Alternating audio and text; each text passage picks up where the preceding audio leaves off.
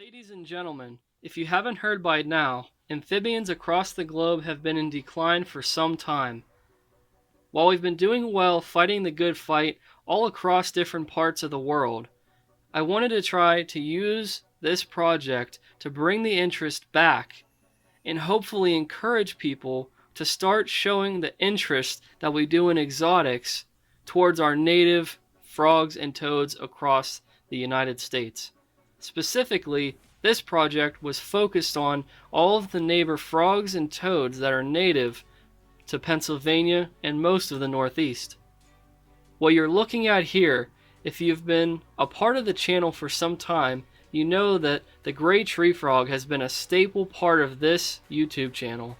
And while these three are brand new, you know that the nickname given to the gray tree frogs as a group was called the Gray Army. The old Gray Army was consisting of two gray tree frogs, two males, Christian and Bane.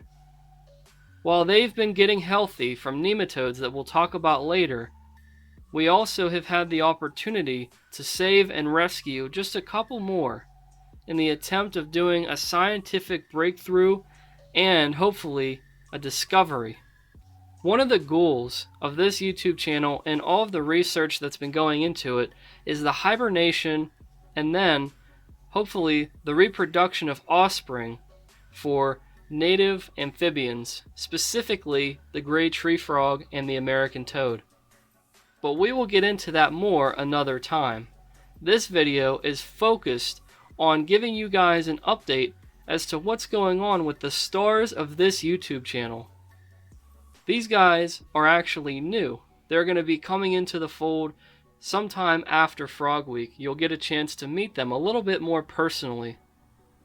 But I wanted to take this time to introduce these three gray tree frogs as being additional members to the Gray Army. There is going to be so many great opportunities to talk about what they are going to be a part of and the great things in store for them.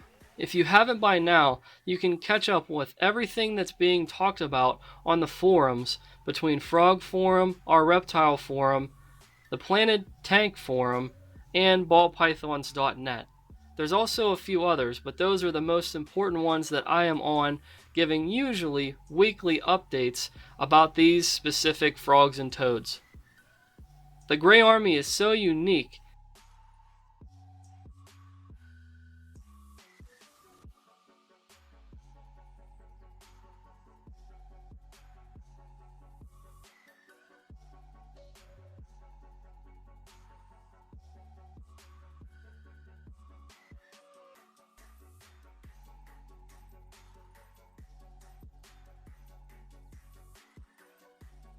Moving forward from the Gray Army, we have to show the golden toad Wellsboro.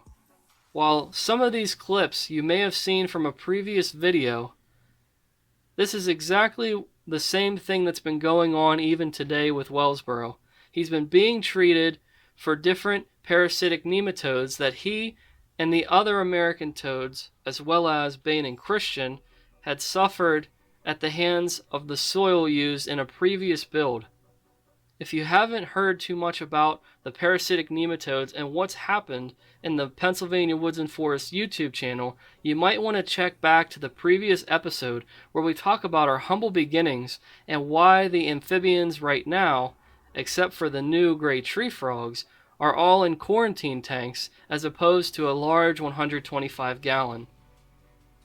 There has been a lot of talk surrounding Wellsboro as to whether or not he's going to be a part of the Western Woods or if he's going to break off and have his own home catered and tailored around him.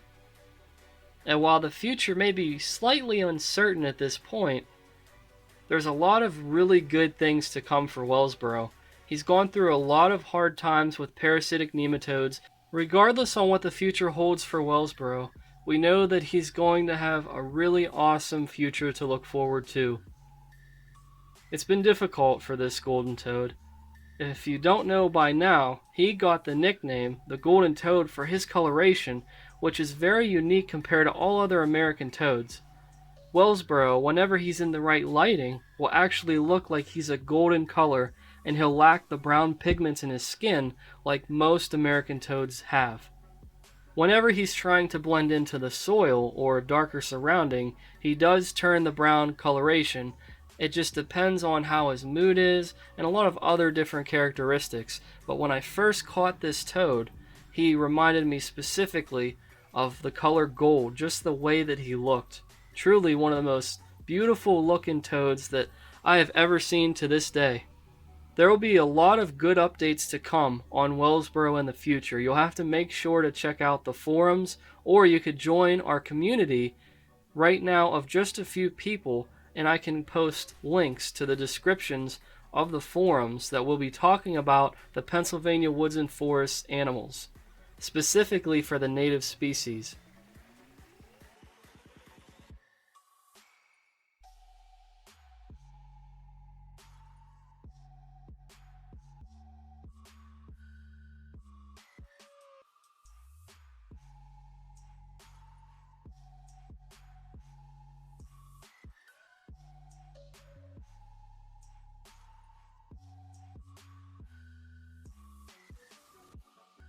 Ladies and gentlemen, making their debut in Frog Week are Ace, the female American toad, and Pius, the male American toad. This is a power couple for the Pennsylvania Woods and Forests YouTube channel. These guys have been around for 3 years now. They've been going through so many ups and downs. They've been in some of the most beautiful, but also flawed enclosures known to this YouTube channel. Ace and Pius have a bond unlike any other frog or toad that I've seen in my setups. They truly have been going through a lot of hard times lately. Ace, the female American toad, has suffered and she's gone through such hardship having these parasitic nematodes. Pius, however, has not shown to have as many problems, but he still has tested positive for the nematodes, which is why they're in a 30-gallon quarantine tank right now, awaiting the opportunity to finally go home. Ace and Pius are two of the most incredible and amazing toads that truly are ambassadors for the species. While you've seen a lot of frogs and toads on the expeditions, I truly believe some of the most extraordinary animals that I have seen are the ones that I have at home. And I really try the best that I can to take the best care that I can of my animals, because these guys are hopefully going to be ambassadors to represent these species. And what I'd want the most out of Frog Week is for you to see a toad, or to see a gray tree frog, or any kind of a frog for that matter, and to respect it, to admire its beauty, and to enjoy that it's there. Someday it might not exist anymore. Look at these cute faces from Ace here and Pius. The future of their species depends on how we handle their existence, which is why the captive care as well as the wild education of these species are so important. Because if we don't know about these animals, or we don't care about these animals, then they are going to continue to decline. And while both of these species have actually had a very great breeding season this year and the past few, that doesn't make their future certain. Ace and Pius don't have to worry about them being killed by other people, because there's no opportunity that another person has to harm them. The good thing that I can say for Ace and Pius is whenever they are able to finally get to their home and do what they're intended to, which is being the ambassadors I've been talking about, hopefully they'll be able to send the message more clear than just watching them on a small highlight film displaying some of the coolest clips that I've had of them as of late.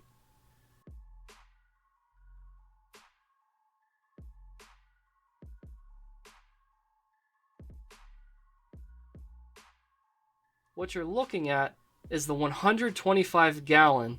This is where Ace and Pius originally are from captivity. This is actually their home.